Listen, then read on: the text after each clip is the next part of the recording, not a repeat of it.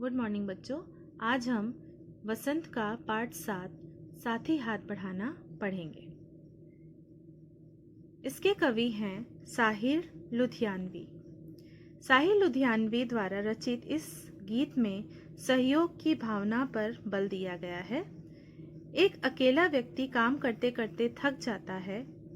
मेहनत करने वाले जब मिलकर चलते हैं तो सभी प्राकृतिक बाधाएं स्वयं समाप्त हो जाती हैं। वे कहते हैं कि ये लोग कल एक दूसरे के लिए काम करते रहे हैं, अब अपने लिए काम इन्हें करना है।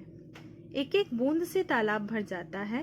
एकता में बहुत बड़ी शक्ति होती है, ऐसा इस कविता में कवि ने कहा है। ये जो गीत उन्होंने लिखा है, एक फिल्म है नया दौर, उसमें फिल्माया भी गया है। ठीक है, अब इसको आगे हम देख लेते हैं। कवि कहते हैं साथ ही हाथ बढ़ाना, एक अकेला थक जाएगा मिलकर बोझ उठाना, साथ ही हाथ बढ़ाना।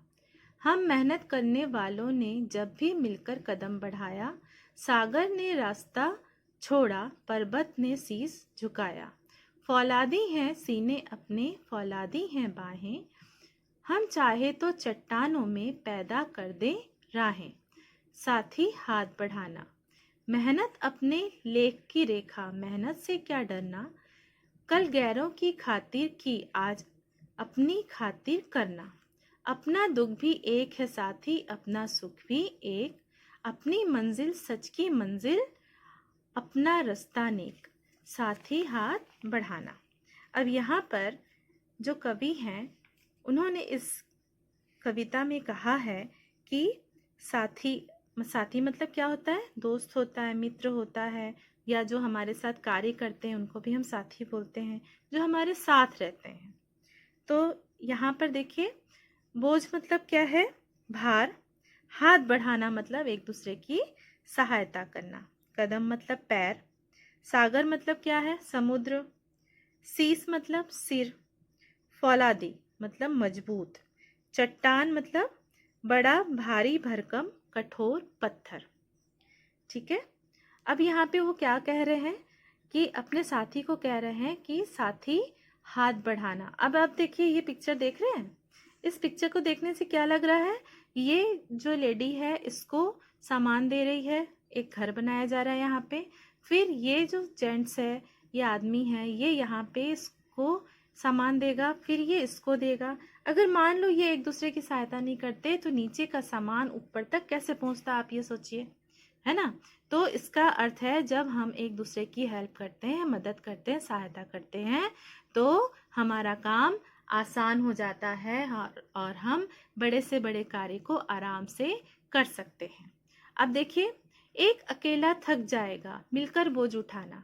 हम जब भी अकेले कार्य करते हैं, कोई भी कार्य, किसी भी प्रकार का कार्य, तो हम जल्दी थक जाते हैं, परंतु हमारे साथ कोई मित्र हमारे साथ हेल्प कर देते हैं, या फिर हमारे जो दोस्त हैं या साथी जो हमारे साथ कार्य करते हैं वो हमारी हेल्प कर देते हैं, तो क्या होता है? हमारा काम आसान हो जाता है और वो काम जल्दी भी होता है। ठीक है, फिर हम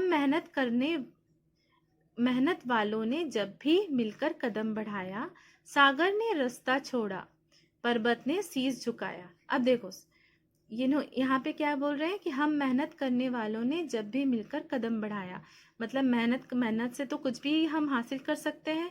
यदि आप पढ़ाई में भी मेहनत करते हैं तो आप, ऐसा नहीं है कि आप आज कम नंबर पा रहे हैं कल भी कम नंबर पाएंगे, ऐसा नहीं है। आप जितनी मेहनत करेंगे उतने अच्छा नंबर पाएंगे।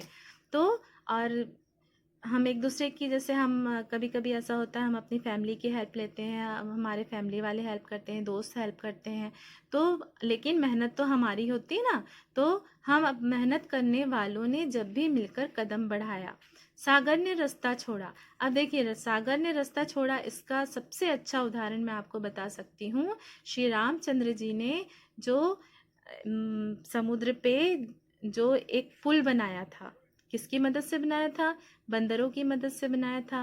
नल और नील जो थे वो उन्होंने पत्थर पे श्री राम लिख के उन्होंने पानी में डाला और वो पत्थर तैरने लग गए। तो ये सबसे अच्छा उदाहरण है कि हम जब भी मिलकर कार्य करते हैं तो सागर भी हमारा रास्ता छोड़ देता है। पर्वत ने शीश झुकाया। इसका एक और अच्छा उदाहरण है पर्वत। पर्वत मतलब यहाँ पे पहाड़ है।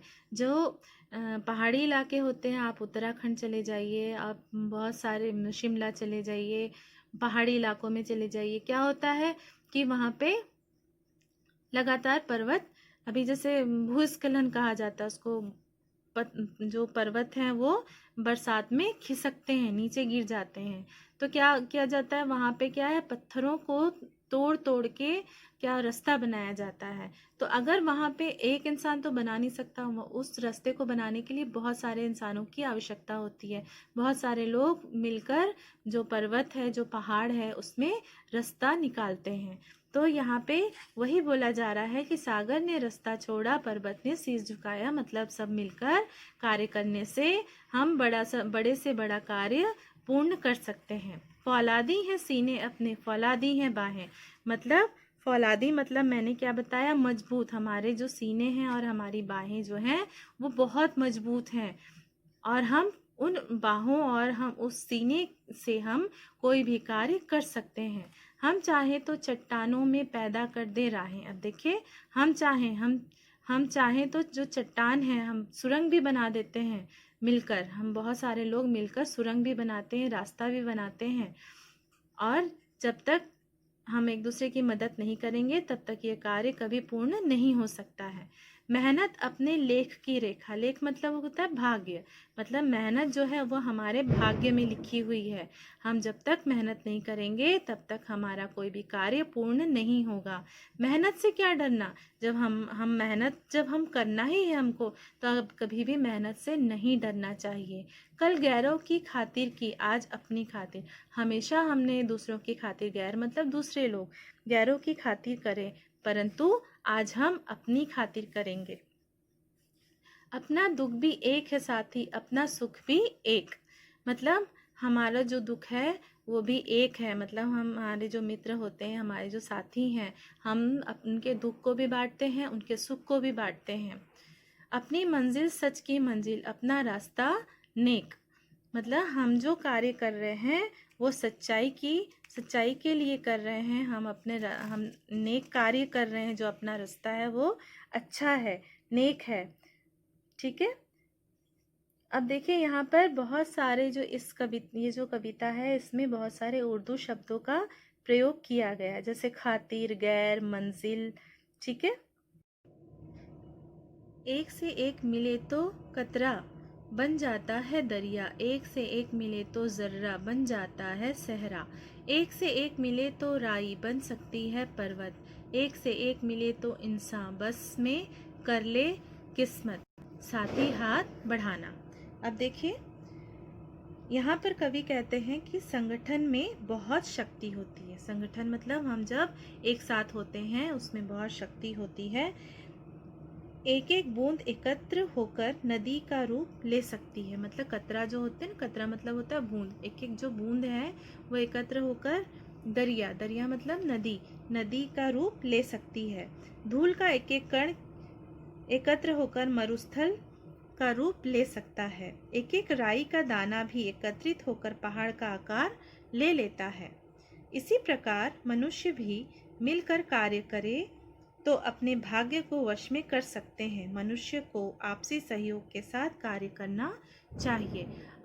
तो इस प्रकार बहुत सारे ऐसे कार्य हैं जो हम मिलकर करने से जल्दी कार्य होते हैं और आसानी से कार्य हो जाते हैं। जैसे बहुत बड़े बड़े डैम बनाए जाते हैं, गुफाएं बनाई जाती हैं, पहाड़ों के बीच से रास्ते बनाए जाते हैं, किनारे से रास्ते बनाए जाते हैं, बहुत दुर्गम रास्ते जो हैं उनको पार किया जाता है।